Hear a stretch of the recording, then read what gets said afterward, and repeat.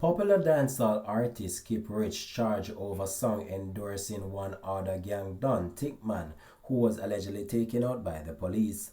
Hi again and welcome. This is Links 007 TV News Report, and we'll be right back with the full details to come. Welcome to Links 007 TV News Report, providing you with the best in local and international news updates.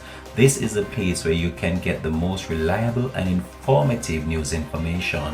Links 007 TV News Report.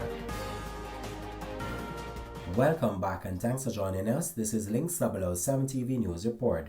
Dancehall artist KipRich, whose given name is Marlon Plunkett, has been charged by the police over a song that they say endorses gang violence and pays tribute to the alleged one other gang don of Neil Thickman Labon, who was fatally shot by the police. The 45-year-old DJ has been charged with the use of audio and audio-visual communication to promote criminal activity. The St. Catherine North Police included the entertainer among 16 individuals named as persons of interest last Friday.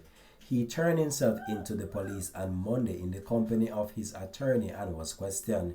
He was subsequently charged. Links 007 TV News understands that he was granted station bail and was given a court date of Friday, February 21st to appear in the St. Catherine Parish Court. In an interview according to KipRich, he said that he believes the police interest in him stemmed from a dub plate intended as a one-order dub, which he recorded for a foreign-based selector. KipRich further explained that in sound system culture, selectors often request dub plates featuring shoutouts to key figures to hype up the crowd. While some of these individuals may be associated with street life, he insisted that the practice is strictly for entertainment value and helps selectors earn money. The entertainer denied being affiliated with any wrongdoing. Links 007 TV will continue to track this story and have more details to come on this in a later newscast.